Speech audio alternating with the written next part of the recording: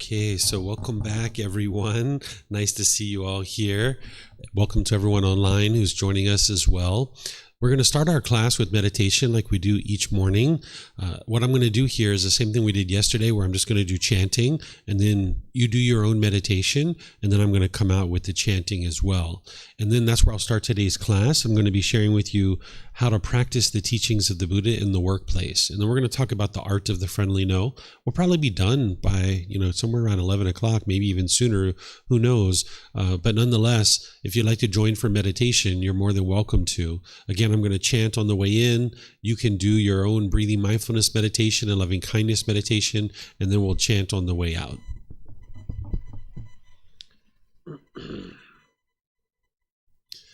Arahang Samma Sambuddho Bhagava Bhutang Bhagavanang Abhivateyami Savakhato Bhagavata Tammo Dhammang Namasami Supatipano Bhagavato Sāvaka Saṅkho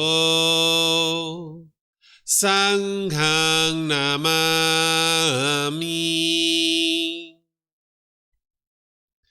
Namo Tassa Bhagavato Arahato Samma Sambuddhassa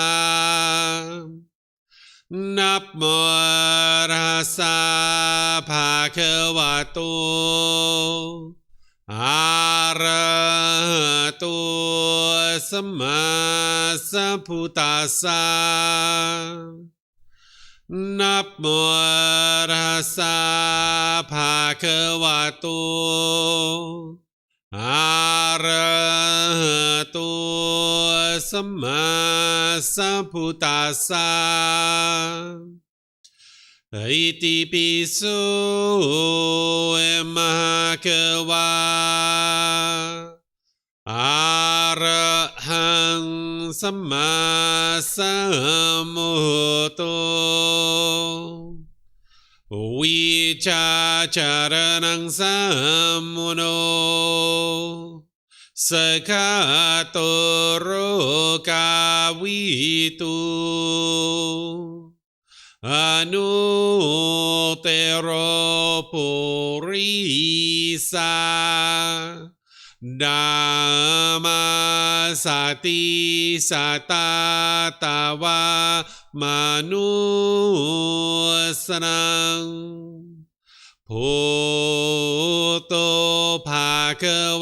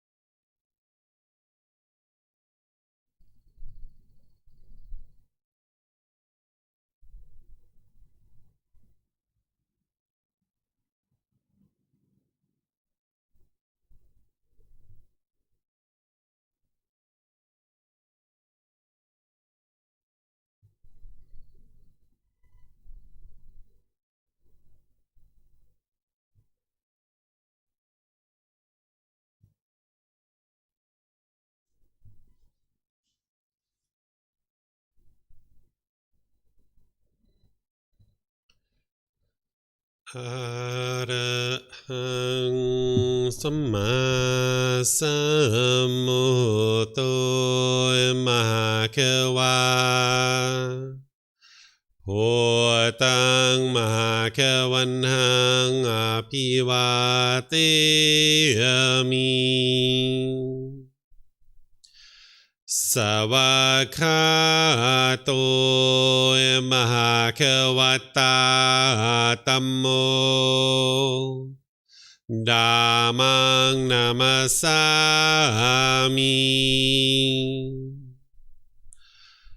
สุปฏิปันโนมหาเขวัตโตสาวกสังโฆสังฆังนามามินับโมตัสสะภะคะวะโต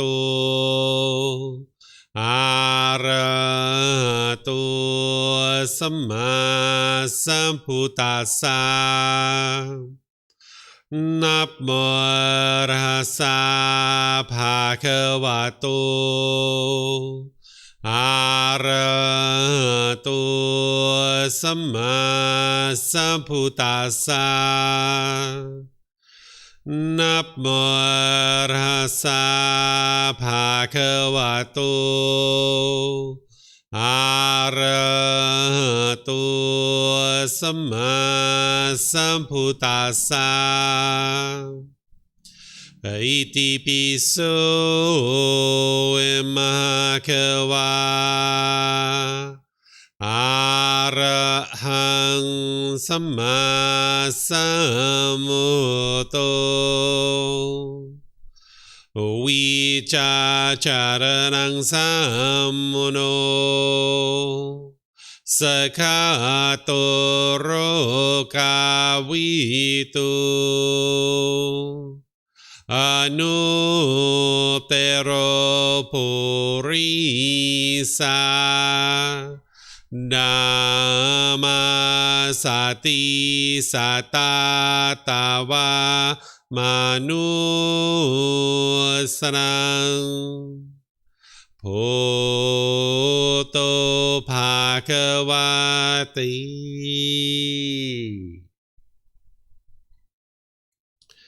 Okay, if you'd like to slowly make your way out of meditation.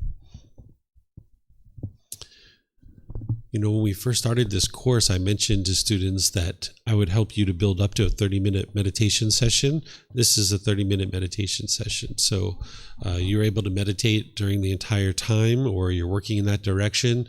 This is kind of like your benchmark of what you'd like to build up to. This is where you're going to see the most benefit in your meditation practice, is when you get to 30 minutes. You're going to really see a phenomenal improvement to the mind, especially if you're doing it at least 2 or 3 times per day. You're going to see significant progress in a very short period of time. So this is what you would like to build up to.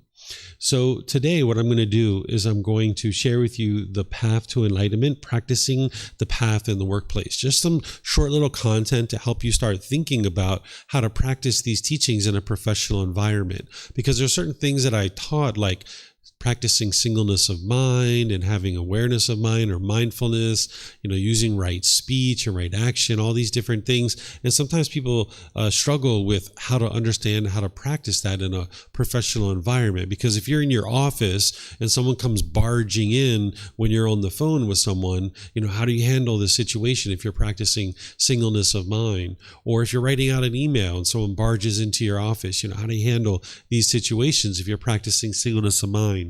So I'm going to help you guys to understand this. And whether you're here at the temple or you're online, you can ask any questions that you like. You can put that into Facebook, YouTube, or Zoom. In the comment section, I'll be able to see that. And then you can ask your questions that way. Or in Zoom, you can electronically raise your hand and ask any and all questions that you like. So first, as I've been sharing throughout this entire course, each individual class that we have is that an individual needs to acquire wisdom. And I put this in here for each individual talk, because I never know who's going to be in one talk or another, because this is a 5-day course and people come and go in and out of the course all the time, either online or in person. So it's important to start each one of these with understanding that in order to practice the teachings in the workplace, you need to acquire wisdom. You need to know the wisdom of things like the Eightfold Path and the 5 precepts and meditation training. There's all sorts of wisdom that you need, and that's why you're not believing the teachings, but instead you're learning to investigate and examine them, you're reflecting on them to independently verify them, and you're practicing them, integrating them into your day-to-day life. And this is where you see the wisdom coming into the mind.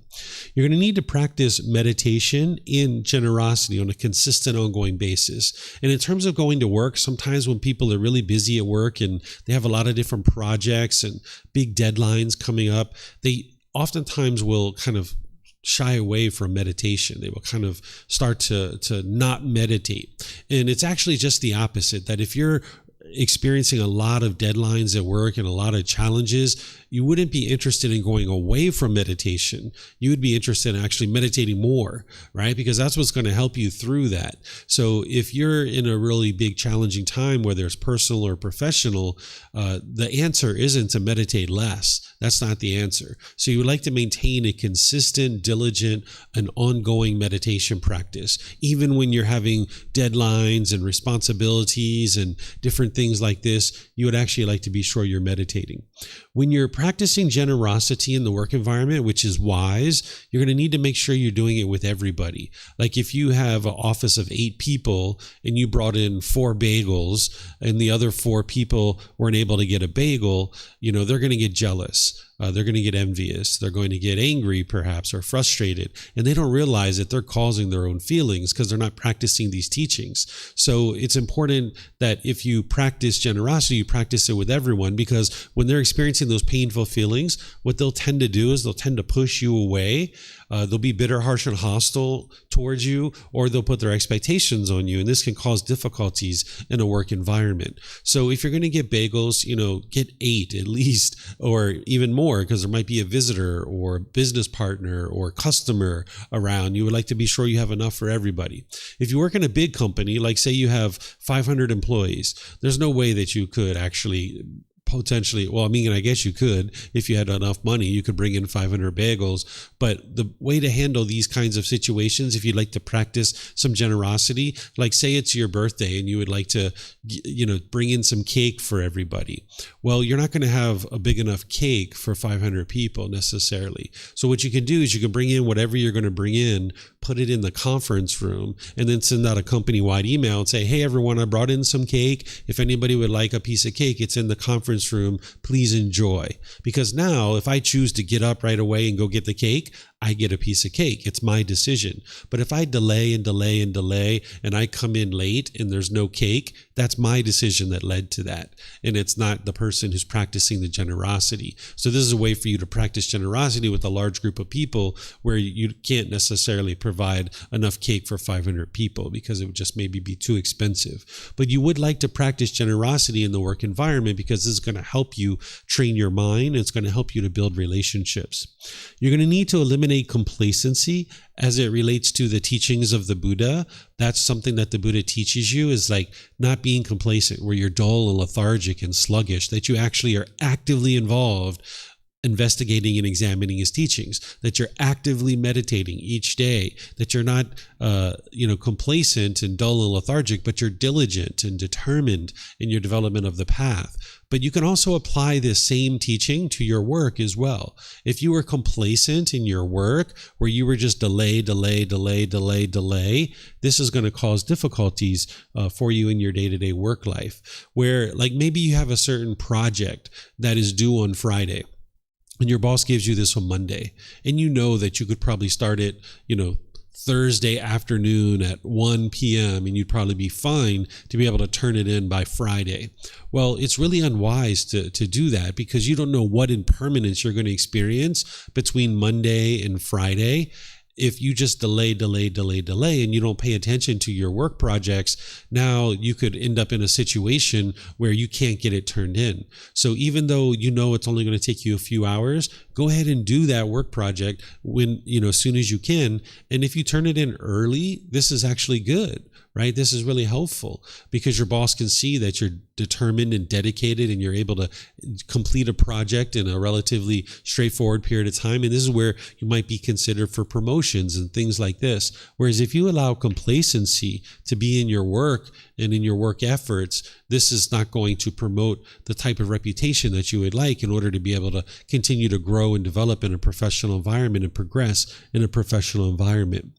You're going to need to pay attention to practicing right livelihood. This is from the Eightfold Path. The Buddha teaches about eliminating weapons, business and living beings, meat, substances that cause heedlessness, and poisons, because each of these 5 types of livelihoods will cause harm to other beings. And if you're sustaining your life off of causing harm to other beings, then this harm is going to come back to you. And you would like to purify your livelihood so that you're not actually doing that.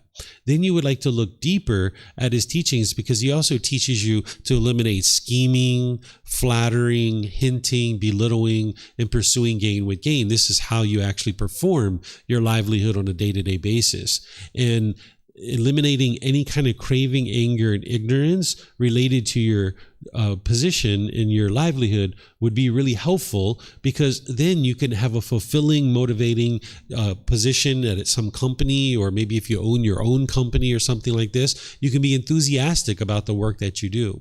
You know, sometimes people really dread going to work. It's like dragging yourself to work. People really aren't interested in doing that. Well, an enlightened being doesn't experience that. An enlightened being is doing a particular livelihood that they thoroughly enjoy, and they're so enthusiastic and have tons of ambition related to that particular livelihood that when their alarm clock goes off in the morning, it's like, all right, let's go do this thing that you really enjoy doing. And sure, you might make money at it because that's how you sustain your life, but you enjoy it so much that you would even do it even if you didn't get paid for it. So you're going to need to get to the point where there's no discontentedness associated with your livelihood. If you have discontentedness in your livelihood and in the way that you go to work, if you're experiencing discontentedness, that means there's some cravings somewhere. So you're going to need to work on that and make sure you purify your livelihood. Here's the teachings of the Buddha for what's called the first fold of purification, where you ensure that you're not doing any of these 5. That'll ensure that you're not causing harm to other beings through your livelihood. And then you eliminate scheming, flattering, hinting, belittling, and pursuing gain with gain. And we talked about this on Monday related to the Eightfold Path. This is what's called the first fold of purification. If you can get to this level of purification, this is really helpful.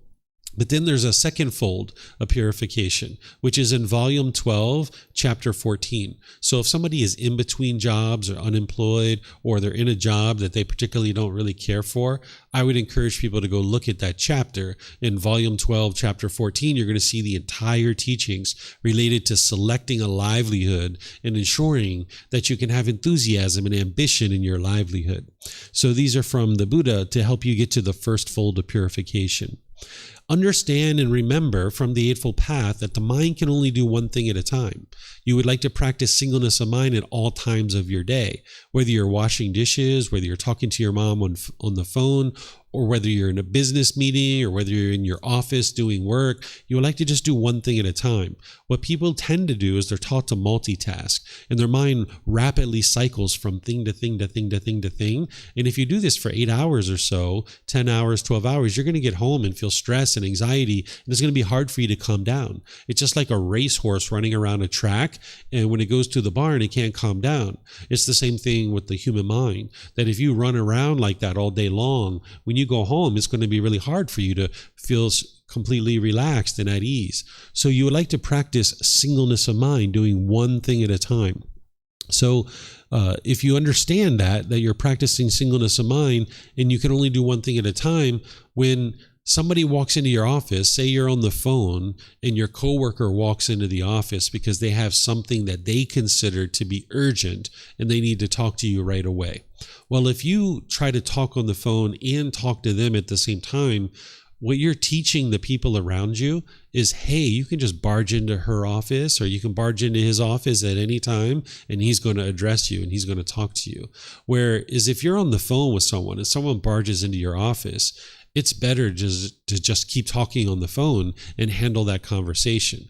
Or if it's something like super urgent, put the person on hold that you're talking to and address that person that's walked into your office. But if you make a regular habit of doing that, people are just going to continually barge into your office, because what they've learned is anytime we walk into this person's office, they're going to address whatever we need to have handled. So it's really wise to just handle things single-threadedly. And the way that you do that is, say I'm writing out an email and I'm in my thoughts and someone barges into my office. David, I need your help.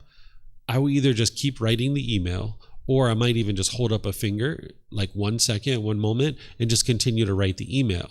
And then when I get to the end of that thought, then I'll stop and address the individual.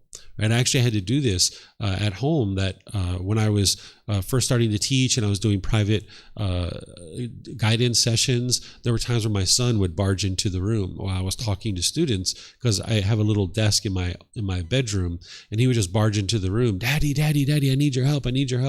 And I would just stay focused on helping the student. And then he would stand there and he would, you could see he was a little bit impatient, but I would just continue to talk to the student. And then after 2, 3, 4, 5 minutes, if he was still standing there, I might have asked the student to hold while I talked to him. And I asked him, I was like, Bailan, what's going on? What do you need help with? Dad, I've got an emergency. Oh, really? What is that? My remote control car ran out of batteries. I need more batteries. It's like, to him, that was an emergency, right? So someone who's barging in, to them, this is an emergency, right? And I said, son, this isn't an emergency. We'll handle it when I'm done, right? So then I went back to the student. But then over time, each time he barged in, I took longer and longer time before I addressed him. And eventually I got to the point where I didn't address him at all. And he learned not to barge into my office, or into my bedroom. So now he doesn't barge in any longer. He knows. Him and I have had a talk, and I said, an emergency is the house is burning down. That's an emergency, and that's when it would be wise to maybe come and get me, not when your remote control car has run out of batteries. So he doesn't barge in anymore. So you're going to teach people how to interact with you. You don't have to overtly teach them. You can teach through your actions. Your actions speak louder than words. So what he learned over time is that Dad is not going to address me as soon as I walk into the room, because I kept making it longer and longer and longer that I would address him. And he just learned, Dad's going to be done with his meeting at some point, and I'll just ask him my question when I'm done. So you can do this in your work environment as well, just talking and interacting with one person at a time. It's important to remember that your mind, when it's calm, you will have mindfulness or awareness of mind. Then you will have concentration, which is focus and clarity.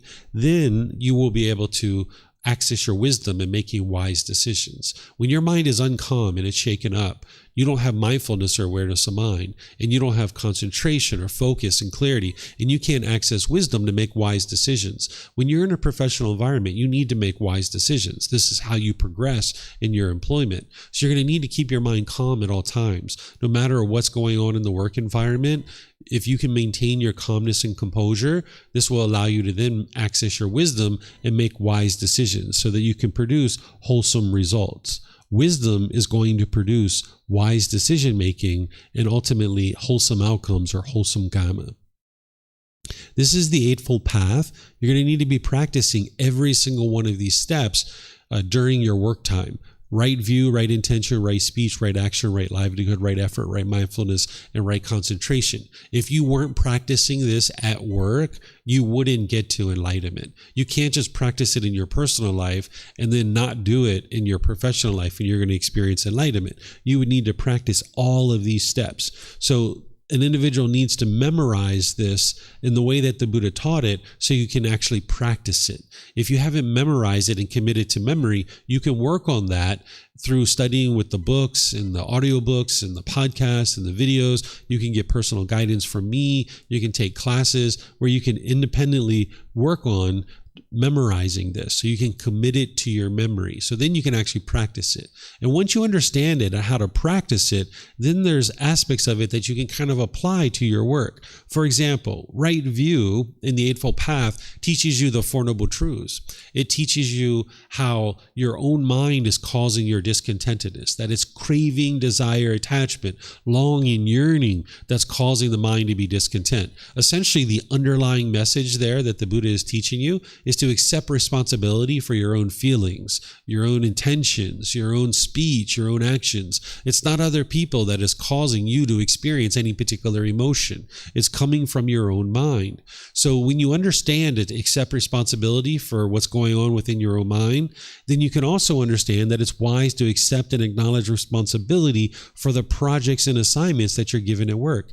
Everything that is experienced in work is your own decisions. So if you accept responsibility for your day-to-day tasks, your projects, any deadlines that you need to meet, this is going to be very responsible of you and very professional of you, and your employer, your coworkers, people are going to really appreciate that you're trustworthy and reliable and dependable. So while you need to understand what right view is in terms of the Four Noble Truths in order to train your mind, you can apply this underlying meaning of accepting responsibility to your work projects as well.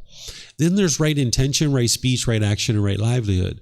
This is the moral conduct section, essentially, that you would like to be practicing at all times. So those 5 factors of well-spoken speech: speaking at the proper time, what you say is true, gentle, beneficial, and with a mind of loving kindness. You need to practice that at work too, where the Buddha teaches to eliminate lying, slander, harsh speech, and frivolous speech. You'd like to practice that at work too, because that's going to promote very healthy work relationships. Whereas if you're gossiping or slandering at work, this isn't wise of you. If you're belittling and degrading people, if you're talking harshly and aggressively, sometimes bosses think they have to be really aggressive and hostile with their employees, but people aren't interested in working for someone like that. This is an individual who's just trying to fear other people into doing things their way, where what a really good employer would do is they would guide their employees through wisdom. That if your employees are lacking wisdom in any particular process or procedure at work, then educate them, give them some wisdom, guide them patiently, and they will really appreciate that. If you win the heart and the mind of your employees, they will work for you until the end of the earth, because they know that you're incented to helping them grow and develop as a human being. And rather than being bitter and harsh and hostile to them, which is just going to cause people to go away from you, and you're going to constantly have turnover where you have to hire employees, which is very expensive. If you train your mind as an employer, as a boss, as an employee, where you're working harmoniously with the people around you, you'll find that you have less and less turnover, because people really enjoy working with you, and they can't imagine going to work somewhere else because you're treating them so well, and they enjoy working with you so much. Because, employees do need a paycheck, and they do work for money, but no amount of money would allow somebody to work for someone who's bitter and harsh and hostile, unless this person is very unwise. And why would you be interested in having an unwise person work for you in the first place? So if you're paying people a decent salary and you're also treating them really well, this will create employee retention, and you'll see that your company will be so much more successful. So having good, wholesome moral conduct as an employer or as an employee is going to promote nothing but success in the work environment and the professional environment. And then at the same time, you're going to need to practice right effort, right mindfulness, and right concentration. This is where, like, say you're in a business meeting, and with your right mindfulness, you notice frustration starting to arise. You're going to need to apply right effort to cut that off and let it go, so it doesn't come out into the business meeting that you're having. Or say you're practicing right concentration in the business meeting, and you notice your mind moves, and it maybe starts thinking about this wonderful trip you're going to take to Thailand, and you just can't wait to go to Thailand.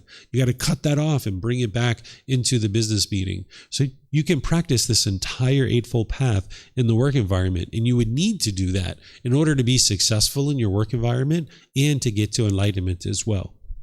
Okay, so that's essentially just kind of a bit of teachings to help you. So if you have any questions, you guys can let me know.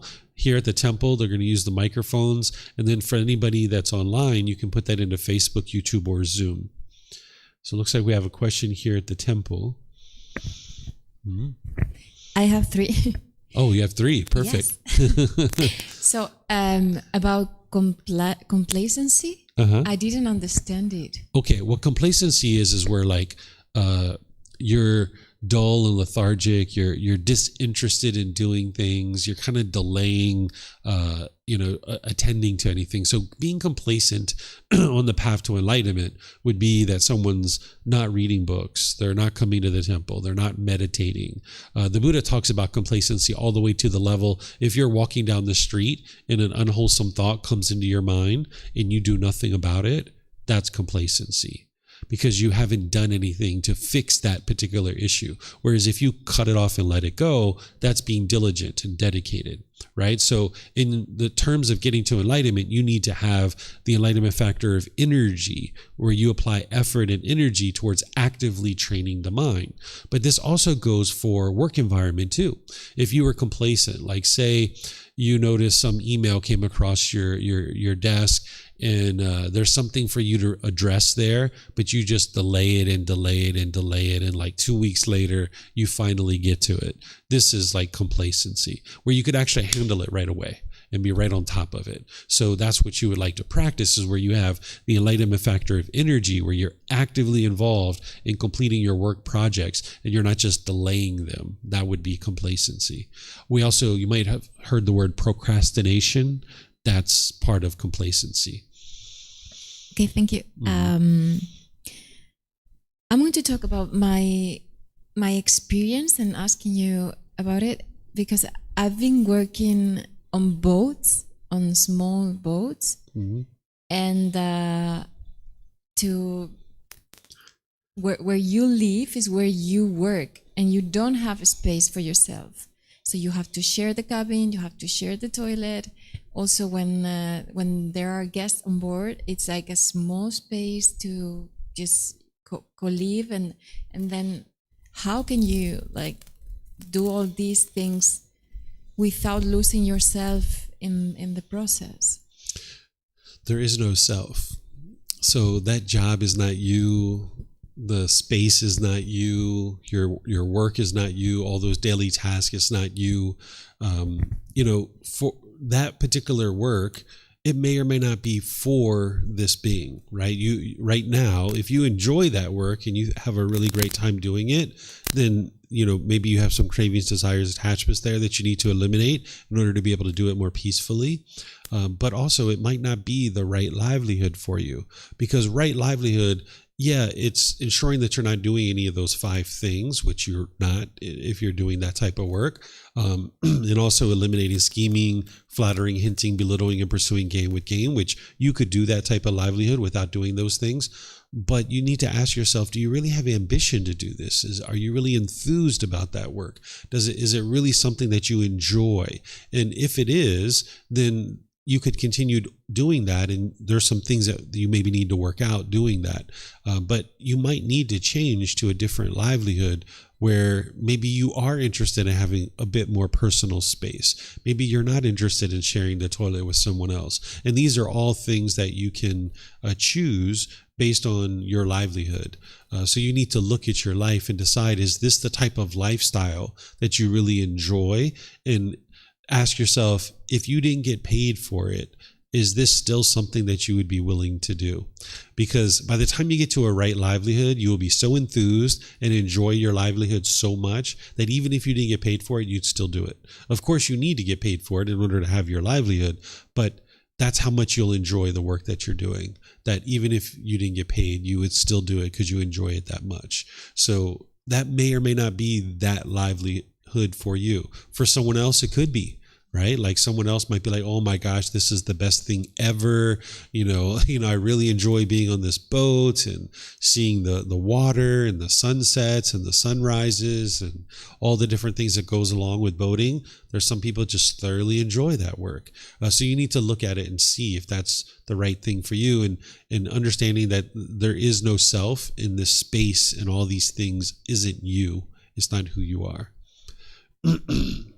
Okay, thank you. And the last one is I find myself happy in a work environment for a while, but after a time, it's like I'm not enjoying anymore. Yeah. And what can I do in this case? So where this comes from is that whenever we get a new job, we tend to have a craving, desire, attachment. When the mind's not well trained, there's going to be certain cravings, either more money or new friends, new environment.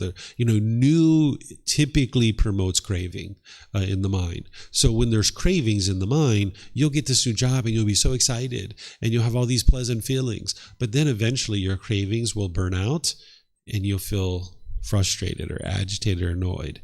That's why people go 3-6 months, a year, and then they don't like their job anymore because their cravings have been burned out and extinguished. And now, or not extinguished, but their cravings have moved from the pleasant feelings to the painful ones. They're no longer getting those happiness and excitement because their craving is maybe not getting fulfilled. Maybe they had all this idea that they were going to have all these great friends, this great company, this great mission, all this money, and now they had all these big ideas and all these big expectations going into the company, and in the first 3 months, 6 months, a year, those aren't getting fulfilled, and now the mind experiences the painful feelings associated with not getting a craving fulfilled.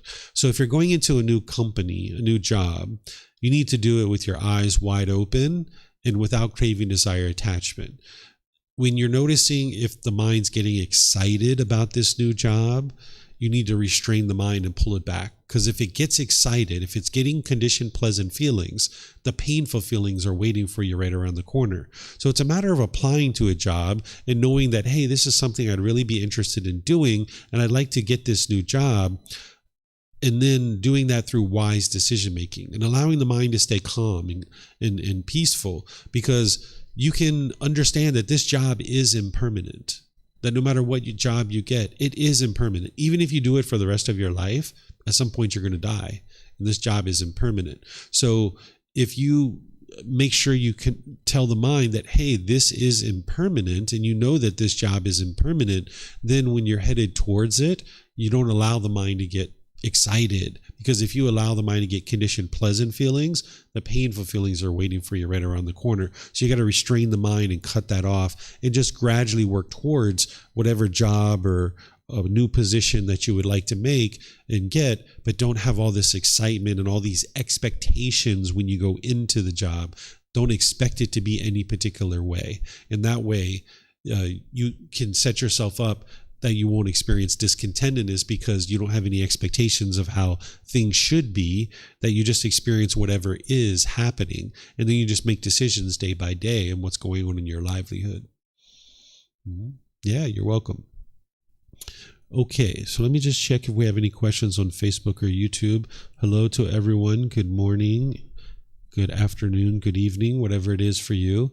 Okay, so now I'm going to share this little topic with you. I call it the art of the friendly no, how to say no without saying no, right? So one of the things that the unenlightened mind struggles with is the word no. Like, if you are interacting with someone and they're unenlightened and they're inviting you, say, to a party, and you say, no, I can't come. Oh, it can hurt, right? And you're not hurting them. What's hurting them is they have a craving for you to come to their party. And now when they hear the word no, their craving isn't getting fulfilled. And this is where their painful feelings arise. They get frustrated, agitated, or annoyed. And they attribute that to you. And this is where they might push you aside. They might be bitter, harsh, and hostile. Or they might start putting their expectations on you and trying to pressure you to come, because they think if they can just get you to come, they're going to get those pleasant feelings, right? Or if someone says, hey, can I borrow some money from you? And you say no, right? This is very painful sometimes for the mind because they have a craving, right? So what I'm going to teach you is how to say no without saying no. So the problem here is that the unenlightened mind does not typically like to hear the word no. This is disagreeable contact through the ear because they have an underlying craving that they're longing, yearning for you to do something specific. So when you use words like no, can't, don't, won't, the mind doesn't typically like this. And your boss, your coworkers, people like this, your friends, your family, when they hear these words, it can trigger one of their cravings and now they get angry. You haven't caused their anger. You haven't caused their frustration. Their mind is causing it themselves because they're craving permanence, wanting things to be a certain way. And if they get what they want, they're happy. But if they don't get what they want, they're angry or frustrated. So you, being a wise individual, understanding that you're going to need to interact with people who don't understand the Four Noble Truths, the solution here is to find an alternative and an alternative way to communicate. So I'm going to give you guys some examples here. Like say somebody says to me, hey, David, will you come to my party this Friday? I would really like you to come to my party. And if I am thinking here and I would understand this particular topic, I might say, you know, Barbara, thank you so much for inviting me. That's very kind of you. I'm pleased that you think of me in such warm ways and you inviting me to the party. You know, I'm going to need to check and see if I'm able to go. And if I can go, I will let you know. Right? I haven't said yes. I haven't said no. I just said, if I check and I can go, I will let you know. Right? So now if time goes on and I can't go, then, hey, I can't go and I don't need to contact Barbara. Right? I just said, if I can go, I will contact you. Right? Or you can use any kind of variations of those. Say someone's asking me to borrow money. They say, hey, David, can I borrow your money? I need $5,000 to go on this vacation. Jeremy, I really appreciate that you think of me in such fond ways to think of me as a friend to reach out to when you need help. I'm going to need to check my finances and see if this is something I can do. And if it's possible, I will let you know. Right? And they're not necessarily going to just accept the first thing that you say, right? Because when I say that for the party or the money, they can be like, oh, well, can you just let me know now? Like, come on. Like, I need to know. I need an answer. Like, I need to go on this vacation. I got to book tickets today in the next hour, right? Because if they're craving, they might try to come at you with a bunch of craving. And this is where you're going to need to be creative and skillful in the way that you talk and say, you know, like I mentioned, Jeremy, I'm going to need to check my finances, and that's not something I can do in the next hour. So if you need that money so quickly, I suggest you talk with somebody else. Right? I've never said no. I never said don't or won't or can't or any of these kinds of things. Or if someone's like, oh, come on, David, you're a party pooper. Like, come to the party. Like, we're going to set up a microphone and speakers and you can talk about the teachings of the Buddha. You know, why don't you just come? Like, we want you there so badly. We're even going to get your favorite dessert so that you can, you know, have this favorite dessert. Oh, wow. You know, Rebecca, I'm really pleased that you would go to such great lengths to include me in your party. As I mentioned, I'm going to need to check and see if I'm able to come or not. I'll let you know if I'm able to come. Right? So you might just have to reiterate what you're saying here in order for them to hear it again and hear it in a different way. So just because you say what I'm sharing with you doesn't mean they're just going to stop there. If they have a craving, they might be trying to push and push and push and push. And you might even hear from them 3 days later or a week later or 2 weeks later. Hey, I'm just checking in with you. Like, what's going on? Are you coming or are you not? Right? Because if they're craving, they might be trying to constantly pressure you into coming or giving them money or something like this. So you're going to need to be skillful and creative in the way that you respond to them.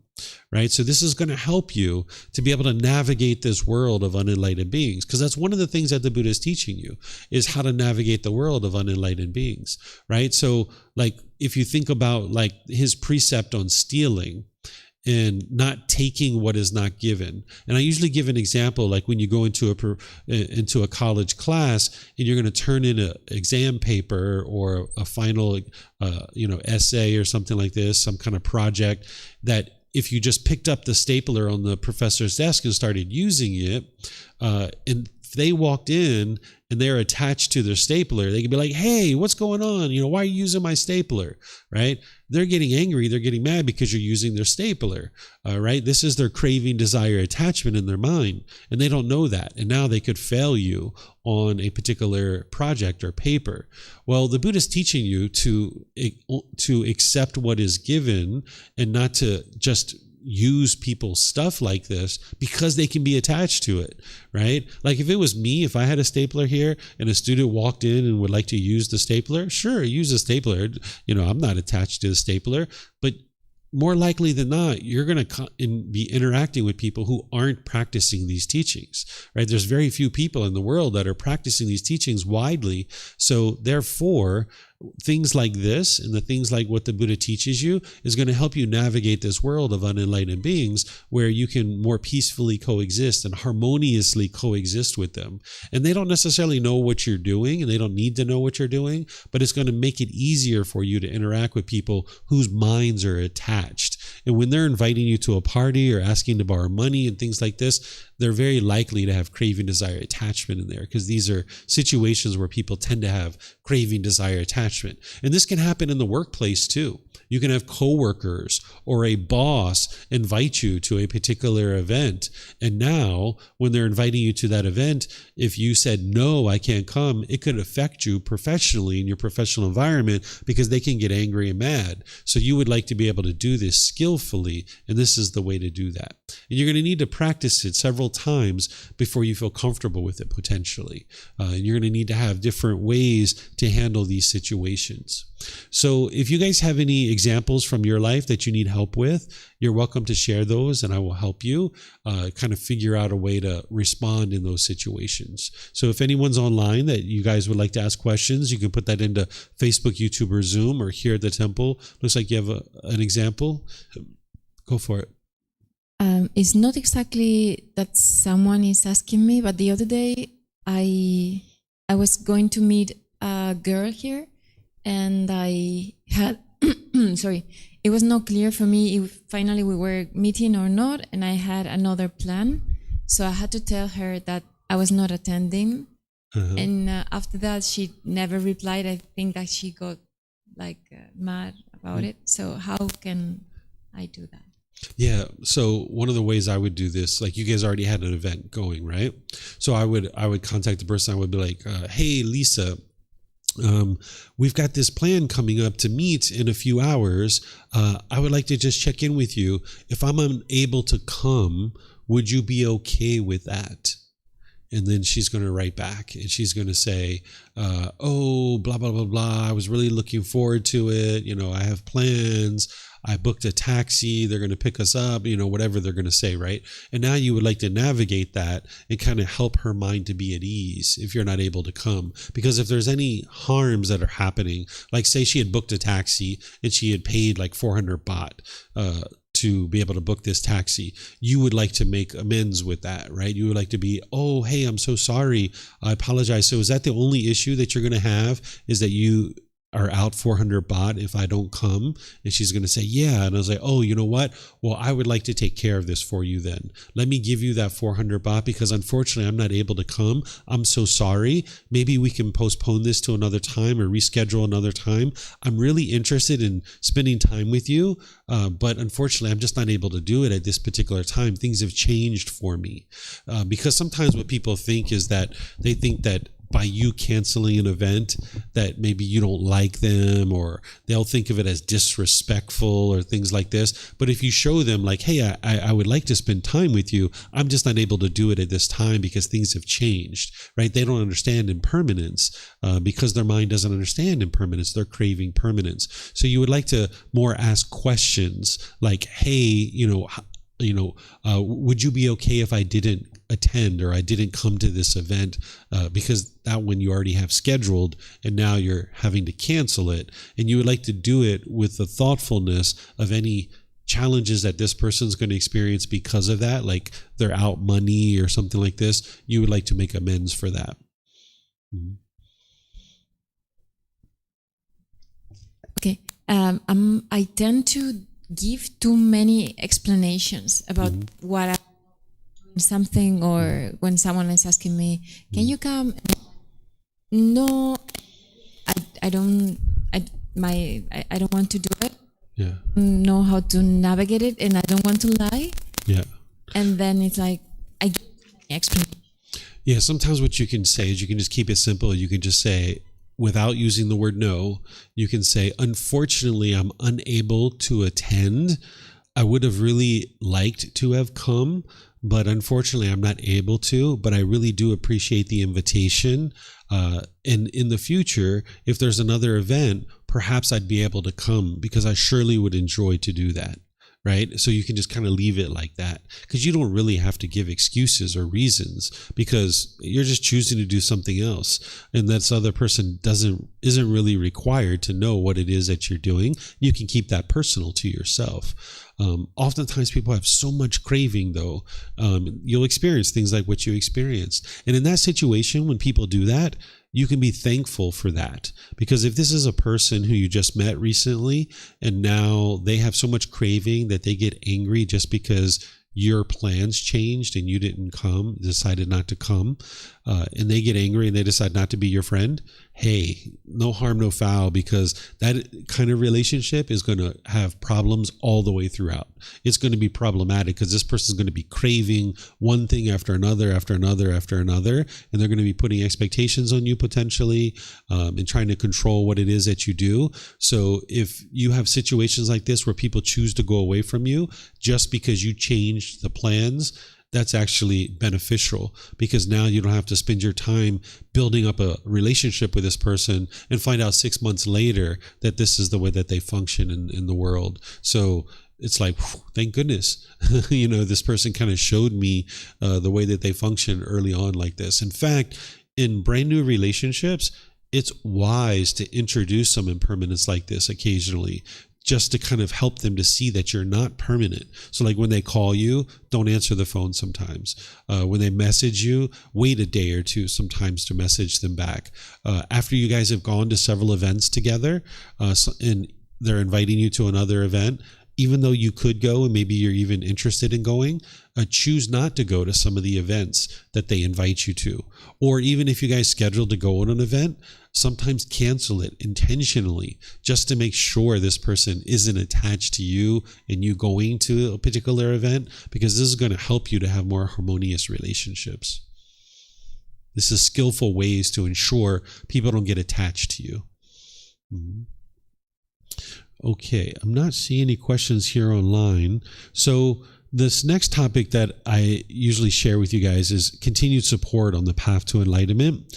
That first, to integrate the teachings into your day-to-day life, you would like to attend weekly classes in person or online, and then attend in-depth training like this on an as-needed basis, because you're going to need to kind of bring the teachings into your life little by little, day by day. And there's kind of regular weekly classes that you can attend either online or in person. And then there's in-depth courses and retreats like this. This first book, this is what you would like to start with, Developing a Life Practice, The Path That Leads to Enlightenment. Just reading like 10 to 20 minutes a day just to kind of trickle the teachings into the mind. This is going to be really helpful for you.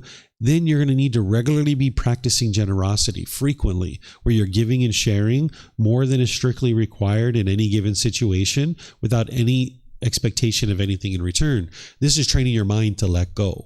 So you're going to need a regular practice of generosity.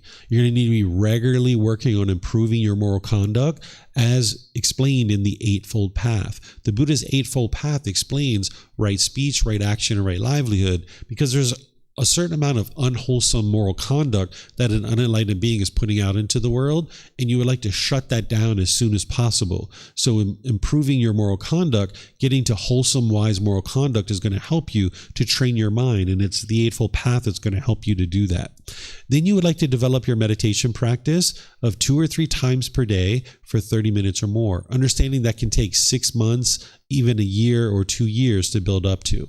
And then seeking guidance from a teacher on a regular, ongoing basis. To get to enlightenment, you're not going to be able to do it on your own. You're going to need help from teachers and guides. So it's helpful to have somebody that you can contact whenever you're having challenges. You're going to need that regular support. And then what I share with you guys in order to be able to help you is you have access to the books, audiobooks, videos, podcasts, and quizzes, all available at no cost. You can get this from our website. Then there's in-person and online classes, courses, and retreats, once again, accessible from our website. There's these 2 ongoing programs. There's the group learning program, which meets Sunday and Wednesday. That's really great for people just starting out. And we're actually restarting this in June. June 1st is going to be the very beginning of that. It's a 7-month program where you can gradually learn the teachings. And then there's the Pali Canon and English Study Group, where we're going through books 2 through 13 of the book series. Then you can schedule personal guidance, which is also all available at no cost, where you can meet in person or online. And then there's a Facebook group that you can also join where you can ask questions. And I'm the only one who answers the questions there, where you can get help.